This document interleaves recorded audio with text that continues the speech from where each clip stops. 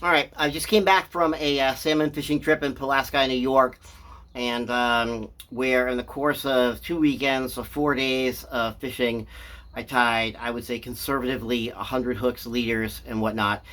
We're running death row soft beads, which requires you to tie on do a loop to loop, and then 10 times around the glass bead, give it about an inch and a half, then tie on your hook, and just do that over and over and over and over and over again. You lose a tremendous amount of tackle on the bottom of the stream because you have to be, riding as close to the bottom as possible. Plus, my son and I are getting to used to fishing these water conditions, so you lose a lot of tackle. And so I wanted to pre-tie my leaders in an effort to keep as much time on the water and my offering in the water as much as possible, increasing the likelihood we would get strikes. And so I started tying leaders in my living room and just wrapped them around a piece of foam I had, threw it in a Ziploc bag, and that kind of worked, but it wasn't really the greatest solution. It started to rain, and it was kind of like, awkward handling a plastic bag, and you get this foam thing and this little piece of paper with a note. It just was too much. So I started looking around, and I found this product by Leader Feeder. It looks like it's plastic. The shell is plastic. We open it up. It's got these spikes. This is foam. You tie your leaders in and put them in the slots, and then kind of weave them around in a figure-8 pattern.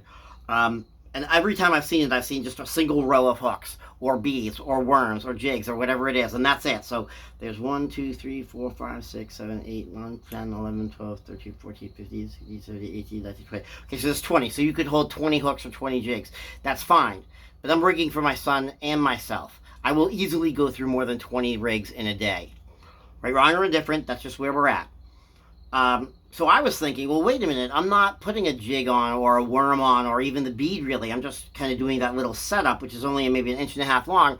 What if I did 3 rows of hooks, which would essentially triple the capacity of this leader feeder, right?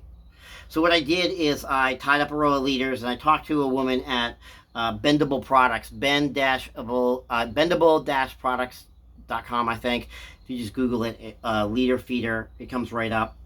And she said you could do a row and then create a group. So what that means is you tie a row of leaders, you put them in the foam, you gather all the ends of the leaders, and then you wind them around this kind of figure-8, and that's a group. And when you're done with that, then you take one of these hair bands and you push it down over the posts. And the idea is that the ends of the leaders right here, right, they don't have a swivel on them or a snap or any other kind of terminal tackle. They're just raw mono or fluorocarbon. That should be underneath your hairband. And then do the middle row. I'm doing another group. So one you're going to do coming in this side, then the second one you'll do coming in this side, then the last one you'll do coming in the first side again. So I've got 3 separate hairbands, 3 groups, and so my goal is to see, like, is this going to work? I have no idea. But I figured, I haven't seen anybody do a video of this. But if it does work, this will be a game-changing proposition on the amount of time that I can keep my lure, my jig or fly or sack or whatever in the water. Because I won't be tying rigs. I'll just be pulling them out of this, and very efficiently pulling them out of this as well. Not to mention the fact, winter steelheading in upstate New York, yeah, I don't have to tell you how bad your hands hurt, and they just stop working after a little while. So having this could be a lifesaver. So what you do is you just have the hook. I pull it out, and you just pull it out, and that's it. And it seems to work.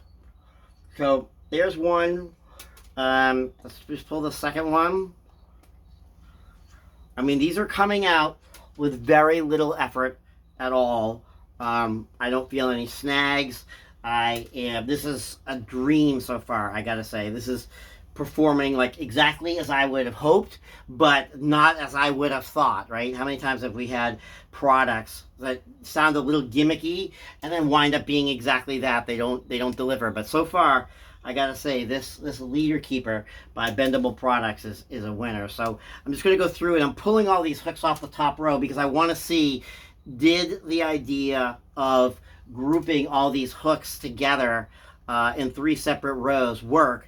Meaning I'll be able to triple the capacity of this particular leader holder. Okay, so I did the first top. top ones. Now the second ones, I might have to like figure out the spacing here because it's right at the end of this. So I'm just gonna open this just a little, and pull out the first hook in the second row. Okay. So that felt a little more difficult. It felt like I was pulling it across maybe like a rubber band, a little more tension, but it was smooth. So here's the second one, same thing. Let's see.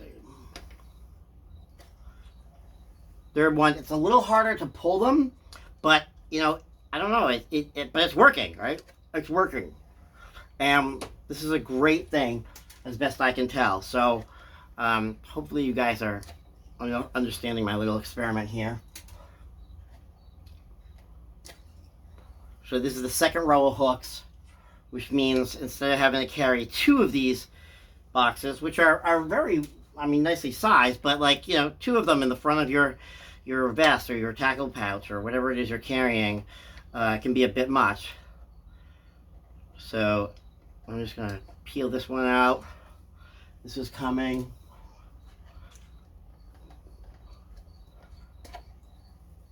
Okay. Now we're at the bottom part. Oh, they're really in there. I gotta work on the spacing. Or the other thing is, I mean, I have hemostats with me whenever I steelhead or salmon fish, so like I could always just reach in there and grab them with that.